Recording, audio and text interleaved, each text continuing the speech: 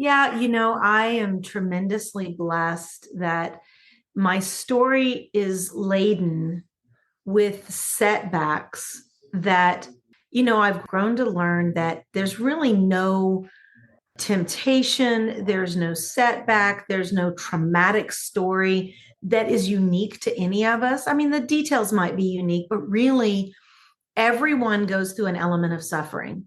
It's how we deal with suffering that determines the outcome and the impact that we have on others. And so for me, no different than many people that are probably listening, I have a story of setback to comeback to setback to comeback. I always say, when you have a setback, don't take a step back, but get ready for your comeback, because sometimes a setback is actually the way God sets you up to rethink, reboot, recalibrate, or even reinvent your life.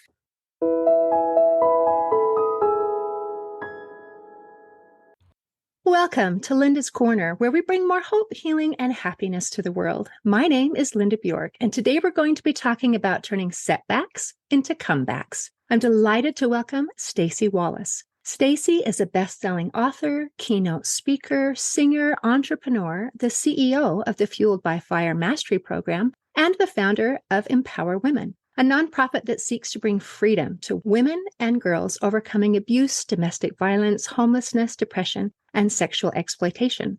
You can reach Staci at her websites, staciwallace.com and emwomen.com, and I'll include those links in the show notes. Welcome, Staci. I'm so glad that you could join with me today. I'm so excited to be here. It's going to be a good one. It is. It is going to be a good one. And I'm so excited to be able to have this conversation. And I have been thinking about you because as I read through your bio, as I checked out both of your websites, and I read through the testimonials, and I watched your TED Talk, I thought, is this woman for real? Is she superhuman? Is she a robot? I mean, how is it possible that one person can have that much talent, that much drive, that much success in such a broad variety of topics? Like, oh, yes, I'm a martial arts expert. Oh, yes, I'm also a basketball star. Oh, yes, and I am an award-winning singer, and I performed off-Broadway, and I run my own fashion consulting firm. And I've shared the stage with 5 US presidents, and I've been the marketing director of a billion-dollar company, and on and on and on. And that's the tip of the iceberg. What the heck? But then, Staci, the thing that really caught my attention was when I read your story about the things that you have overcome. Mm-hmm. That made you real to me. And I've heard it said that we can impress people with our accomplishments, but we influence people through our weaknesses. And so I appreciate that you're not only willing to share your successes, which are many, and I am impressed, but I also appreciate that you're willing to be vulnerable and talk about the things that you've overcome so that you can influence others so that they can be successful as well. So would you please be willing to share your story about cystic fibrosis and dealing with abusive relationships and that addiction that was kind of new to me of that approval and needing that? So I turn the time to you. Yeah, I am tremendously blessed that my story is laden with setbacks that I've grown to learn now. I'm 53 years old, and I've grown to learn that there's really no temptation, there's no setback, there's no traumatic story that is unique to any of us. I mean, the details might be unique, but really everyone goes through an element of suffering. It's how we deal with suffering that determines the outcome and the impact that we have on others. And so for me, no different than many people that are probably listening, I have a story of setback to comeback to setback to comeback. I always say, when you have a setback, don't take a step back, but get ready for your comeback, because sometimes a setback is actually the way God sets you up to rethink, reboot, recalibrate, or even reinvent your life. And so for me, at an early age, when I was just a baby, I was diagnosed with pneumonia over and over and over again. And I was a very sick baby until they finally diagnosed me, because my lungs kept filling up with fluid, with a disease called cystic fibrosis. Now, today there are therapies that can help people sustain life. But back then, I'm 53, so there weren't the same therapies they have today. So generally, a child would die as an infant with cystic fibrosis. But I had a praying mom and dad. My dad was a pastor. My grandpa was a pastor and had a missionary college, raised up missionaries and sent them around the world. And they believed in the power of prayer. And so they took me to the church, prayed for me. That next day forward, I never had another sign of pneumonia or cystic fibrosis. So the doctors called it a modern day miracle, which is wonderful. But there's a lot of people who don't experience that same outcome. Well, what about me? I didn't get a miracle. What about me? My marriage didn't get repaired. What about me? I didn't have $1 billion company. My company failed. And it's important that in those setbacks and comebacks and setbacks that you're real, raw, and relevant about what are the emotions going through them. Now, obviously, as a baby, I don't remember that. I am reminded by my parents of that miracle. But fast forward through we do something called a timeline experience where we do deep inner trauma healing for people who are both impoverished and suffering financially, as well as people who are 8, 9 figures, because suffering is not prejudicial against socioeconomic classes. It hits everyone. And I believe that at an early age, God allowed me to have a lot of trauma, a lot of setbacks through divorce at an age of 21. I was nominated for New Female Country Music of the Year, married a rodeo cowboy. It was an abusive relationship. I went through suicidal depression. He left me before that. That's what sent me into suicidal depression. And I just felt like my life was over. And what I didn't realize then, that now looking back, I know it's that very season of abuse and trauma that I went through that birthed M Women today, which is Empowering Women, our nonprofit organization for women and girls. Had I not have had that setback, it wouldn't have enabled me to think clearly about how to stage a comeback for other women. And today we're obviously expanded beyond women. We're women and men. And that is even in the setbacks of business. I've been through 7 recessions. Not every recession feels good. And coming through them, though, at the end of each recession, because of very specific lessons, strategies, methods that I've put into place with my husband, we've been able to come back stronger after every setback, after every recession, loss of family members, diagnosis. They're just momentary blips on the radar of our human existence that God wants to turn all things, even the seemingly worst things, around for good when we're on purpose. And so, Linda, that's why we say inside of our company that we help CEOs, thought leaders, influencers, and business owners build purpose-driven, faith-based, highly profitable lives and businesses that create generational wealth and kingdom impact. And that's huge. That's amazing. Now, as you're talking through some of your story, I think it's very wonderful that you brought up some points that this idea of trauma is not just for someone who is in a low income. This is for anyone and everyone.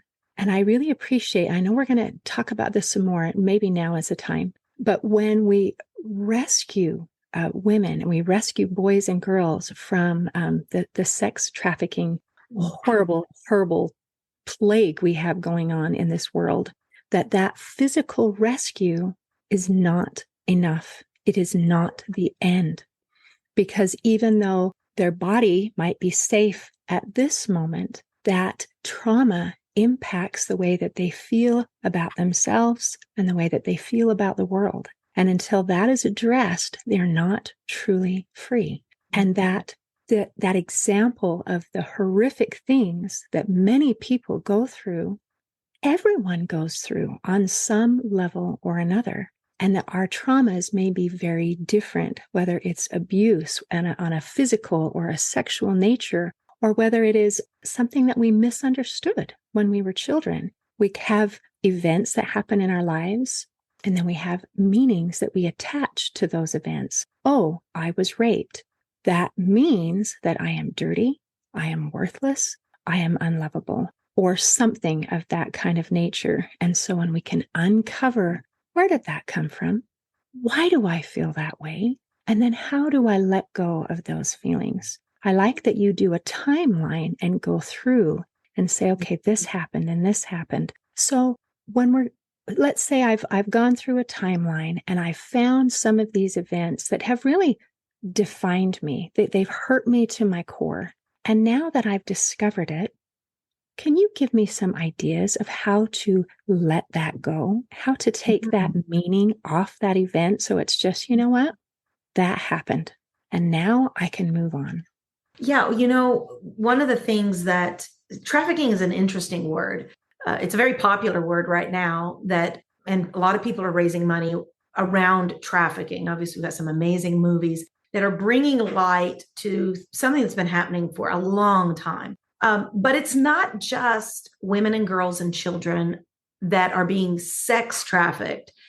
Trafficking has been around since the beginning of time. If you believe in scripture and you believe in Adam and Eve, Eve was trafficked. So there was a voice, there was the serpent that came and pulled Eve away for a moment and put her in a state of shame. And it's interesting that for the rest of history, humans have been trafficked. They've been trafficked emotionally, they've been trafficked spiritually, they've been trafficked financially. We sell our talent in order to make pay. And so trafficking is I call it a spirit, but it's an interesting thing to study at a higher level than the ability to compartmentalize. Well, that's something that happens in third world countries, or that's something that happens when somebody is stolen away for sex trade. But the truth is, at some point, every person has been trafficked by a boss, by a parent, by a friend. And when I say traffic, manipulated, the narcissistic spirit that comes to kill, steal, and destroy your joy, your peace, your happiness. And so the truth is, we've got to go much deeper than just thinking, I need to give some money to help people rescue. Although we're very, very much involved in rescue and redemption of what people think typically of trafficking. But I've got women who are worth millions and millions of dollars, married to narcissistic husbands who ask them to do things that they are not wanting to do, having all kinds of things going on in manipulation inside the marriage that are just as trafficked as a child or a woman who is being trafficked who now chooses trafficking. Same with men. I've noticed some men that are we have a lot of men. My husband is very much over the men's area of our nonprofit, that they have sold themselves for corporate America their entire life, and they've lost their identity. They've left their home. They're no longer fathers or husbands. And now they're living, and many of them couch potatoes, serving games online. And yet huge talent, abilities, and giftings.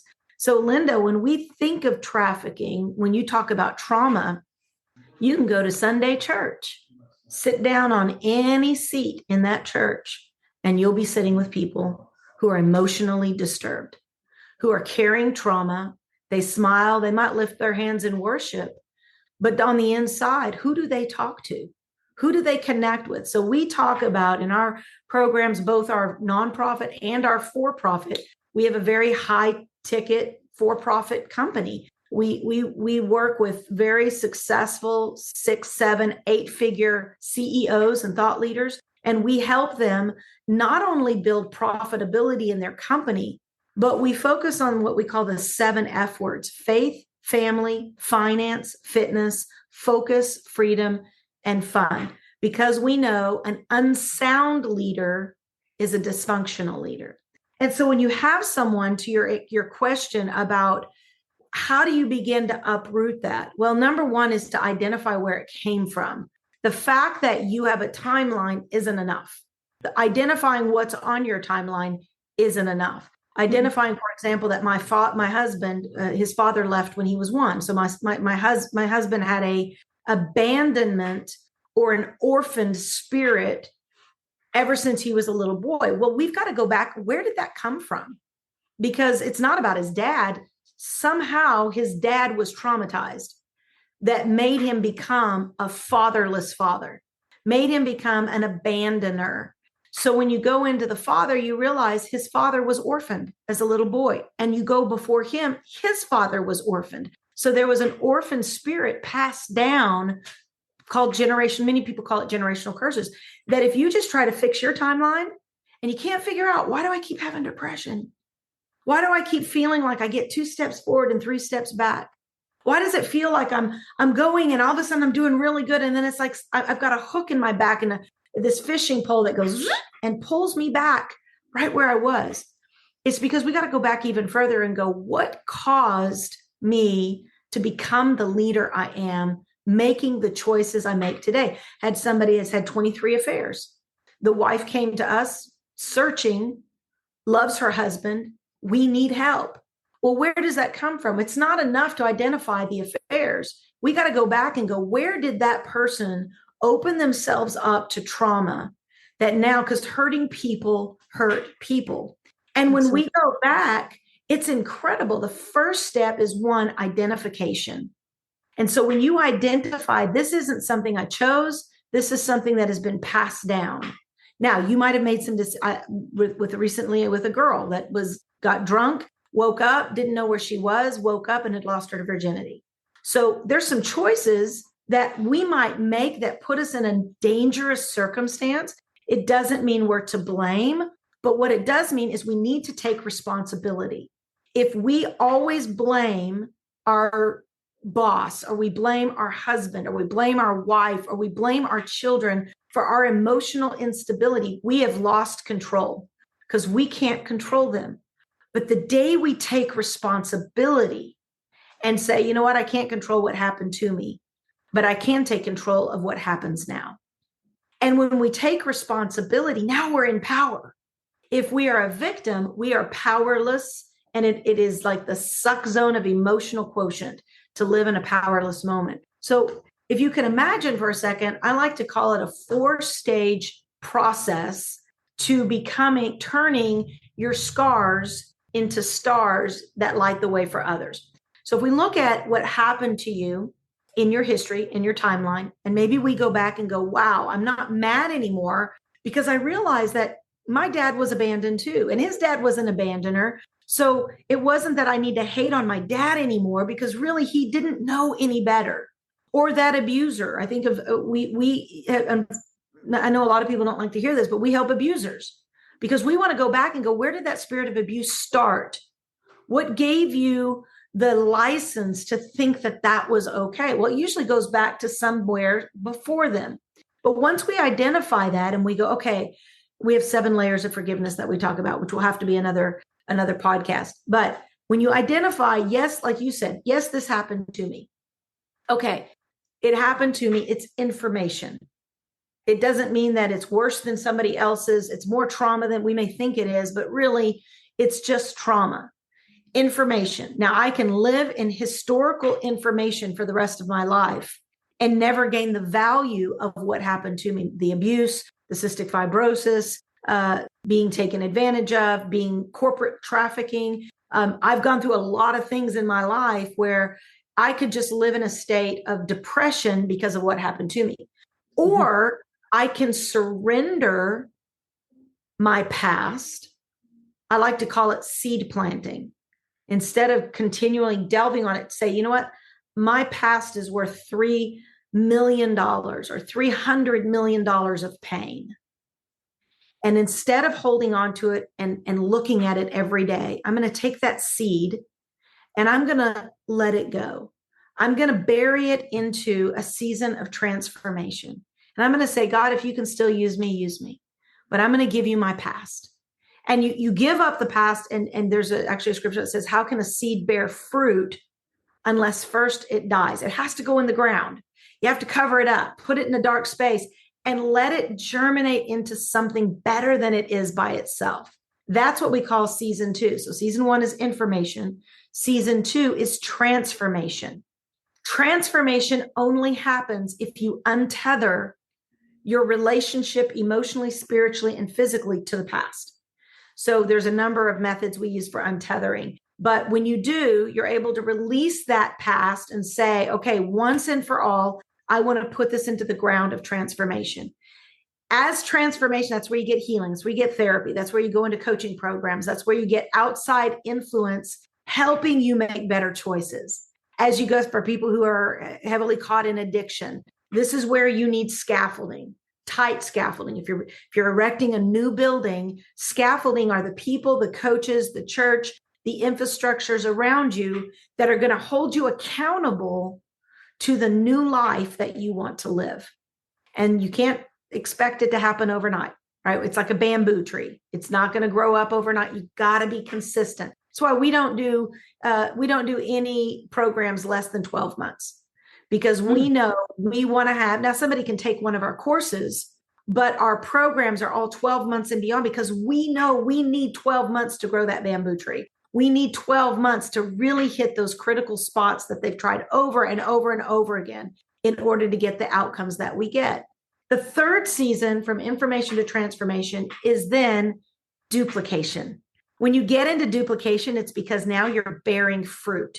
So you've taken the seed, you've planted it into transformation. Now it's starting to come up and your tree is starting to bear good fruit that other people want.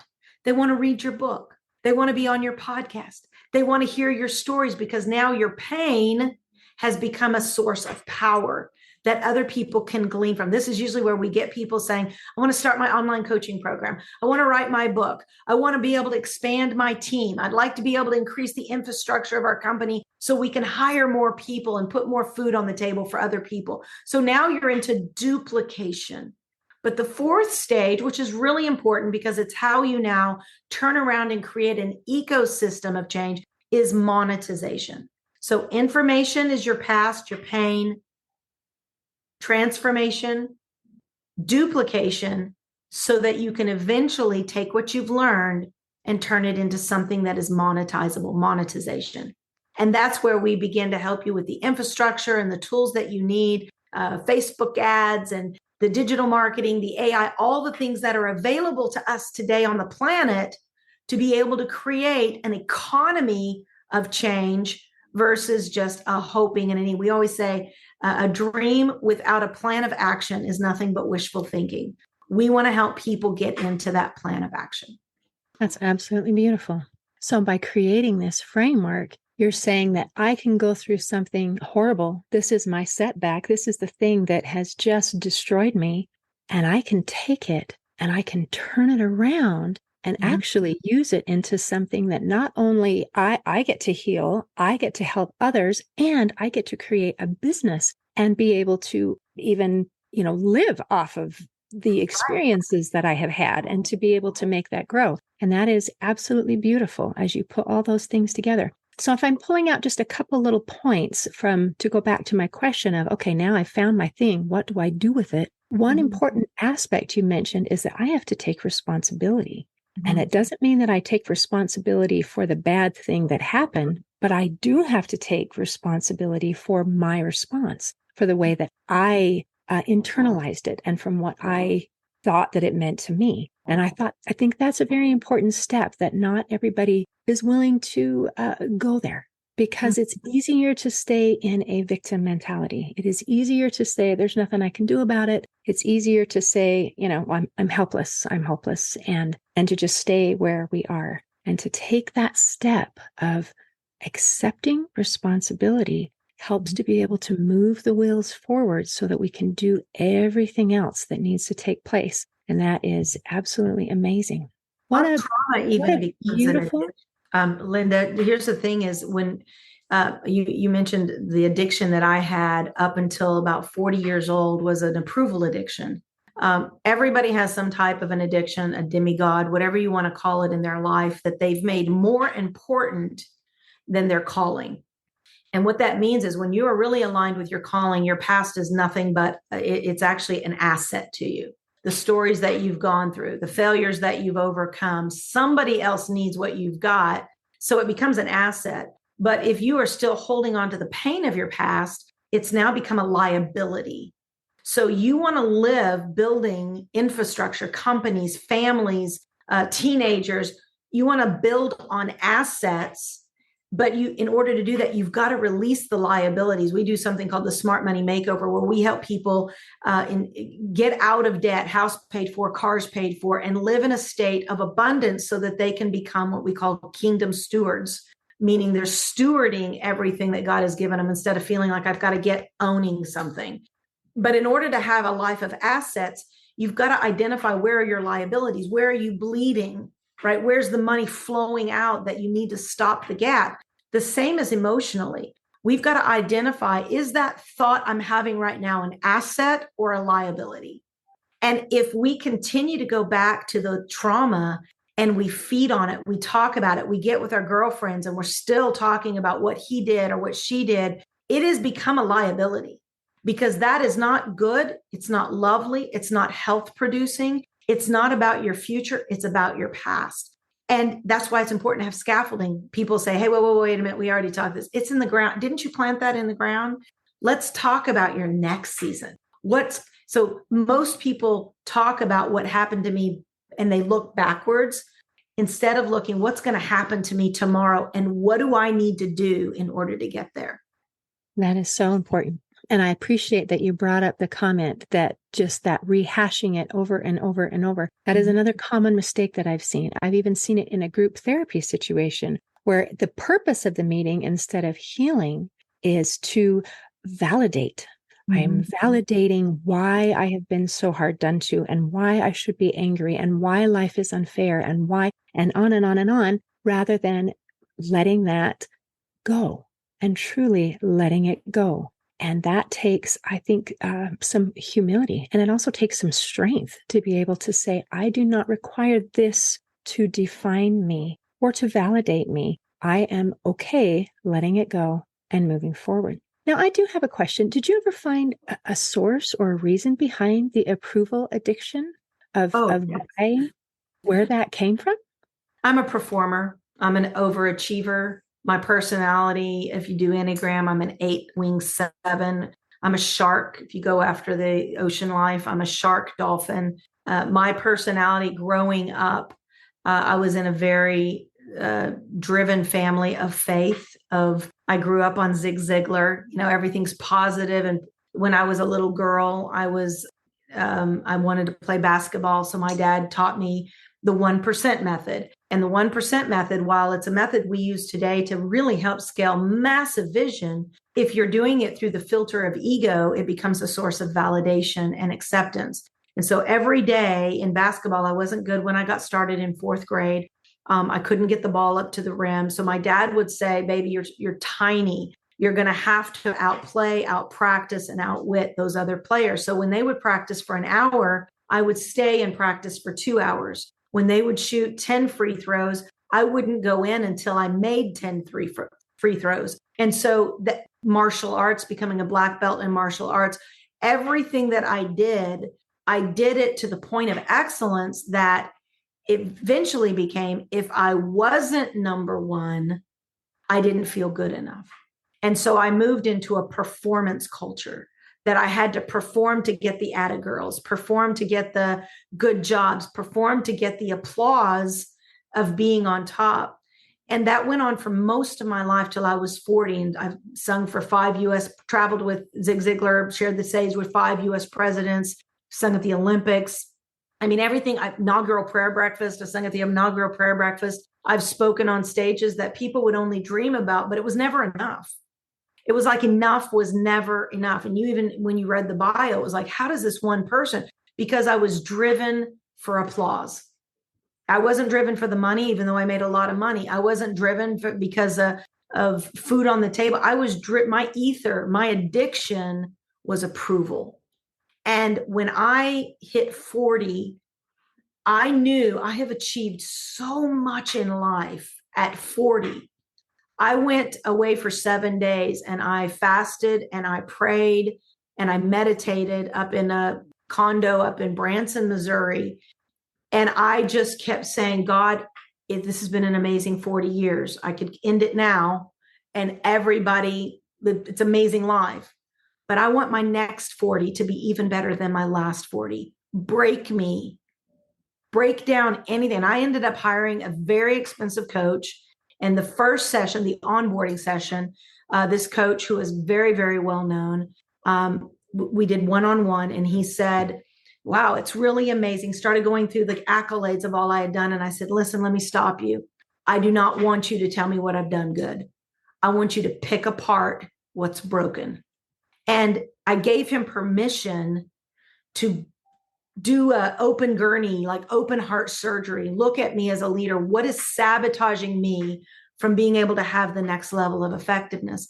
And that is when we began to identify why I perform at a high level, why I'm so passionate about world change, and why I would be willing to say that I'm going to be celibate the rest of my life and go to India and save the world. It was not about saving the world. It was about the approval I would get if I saved the world. And so there was a micro distinction of that behavior versus a true, authentic love. And when it is self-driven, when it is ego-driven, it's narcissistic. It means that it's all about you. It's not really about others. You'll make it look like it's about others, but really it's about you. When God broke me of that, and in 2017, he had my husband and I, when we were in the peak of our financial career, give every penny we had away, give away all our money to the poor, went 9 months without a vehicle. That season of our life, we'll have to talk about that on another podcast, radically changed our life and broke us into a place of true humility, of loving people, being willing to serve people. 2.5 years we did that. Didn't go back into the corporate America. My husband and I both walked away from our corporate positions, and we worked with the homeless, and we worked with the poor, and we learned what it's like to really see through the filter of love to people who are not like you, to people who don't smell like you, and to be able to serve them at the highest level right where they're at. And today, 2020, when we started Fueled by Fire, we knew that we were going to build an elite program for people who are hungry to create impact in the world and not just have success, but to have meaningful significance. That is amazing. Thank you for sharing that. That gives another piece of the puzzle of to how things are. So now, rather than being motivated by the applause and having me say, wow, you did such a great job, is there a better source that we can turn to help us feel not only accomplished, but fulfilled? Because it sounds like even though you were very accomplished, you weren't fulfilled. Or at least if you were, it was until the applause stopped. Mm-hmm. Yeah, well, very good observation. To everybody else, I look like the life that everybody wanted to live. But again, enough is never enough. And I didn't understand the difference between purpose and role. And so, people are always saying, I'm trying to find my purpose. And I've worked with thousands and thousands of women who, are they say that men in the marketplace, I just want to know what my purpose is. And so what they're confused with is they think that their job is their purpose. So they ascribe value to the accolades they get in the job. They think their children are their purpose. So they ascribe value as long as the children are good. They ascribe purpose to the role that they're playing. And what I mean by that is if a mom thinks that her purpose is to be a good mom and to raise the kids, then what happens when those kids don't need mom anymore cooking and cleaning? They leave the house, they get married. Now you have a mom who's depressed because she's an empty nester. And she says, well, I just don't know what my purpose is anymore, because she thought her children were her purpose. Purpose is much bigger than the role that you play in any distinct season of your life. Purpose is the reason why God has you on this planet. So for me, I do a lot of roles. I mean, I'm leading multiple companies. I'm an investor in multiple companies. I've got real estate, 62-acre property out here that we do transitional living. I've got nonprofit. Those are all roles. Not a single one of them define me.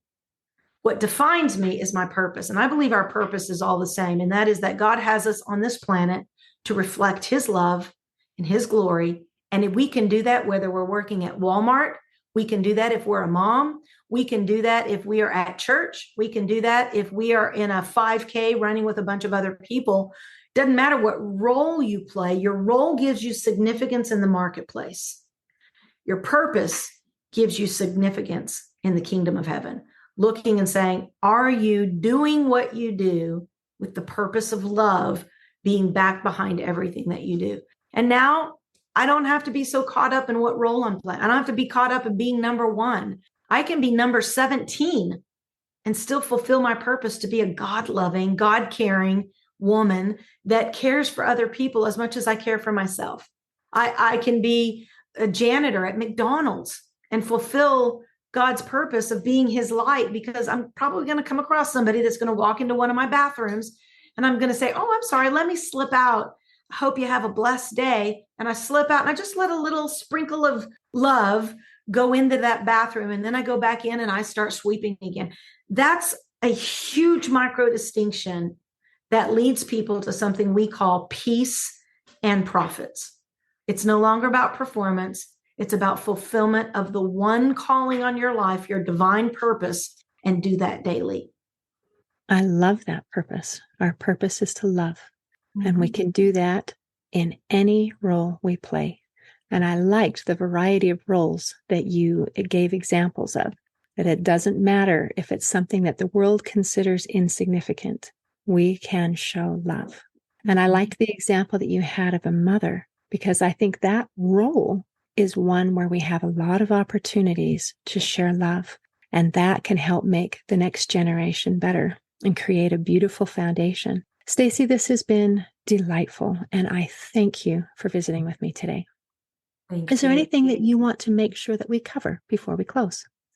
No, I just invite, we do a 5-day free, it's called Legacy Wealth Mastery at fbfchallenge.com. I just encourage everyone, come, and if you like this show, we dive deep into some of these principles as well as the strategies I use to help people get unlocked. So if you go to FBF, which stands for Fueled by Fire, fbfchallenge.com, you can get registered for our next 5-day mastery course. It's absolutely free. And I look forward to being there with you, as well as, you can check out more stuff on staciwallace.com. But really that challenge, we want to give free as many people as possible so that they can experience the life change that we've been blessed to see so many people experience. Thank you. And I'll make sure to include that link in the show notes as well. In closing, I'd like to share a quote by Zig Ziglar. He said, "How many people are completely successful in every department of life? Not one. The most successful people are the ones who learn from their mistakes and turn their failures into opportunities." Today, I invite our listeners to turn your failures into opportunities and your setbacks into comebacks. See you next time on Linda's Corner. Thanks for listening. Please share and subscribe to help us reach new listeners. And if you'd like to heal your life from the inside out, there is a free video series at hopeforhealingfoundation.org. Just click on the free stuff tab. I also invite you to grab a copy of one of my books, like Crushed, A Journey Through Depression, and You Got This, an action plan to calm fear, anxiety, worry, and stress. See you next time on Linda's Corner.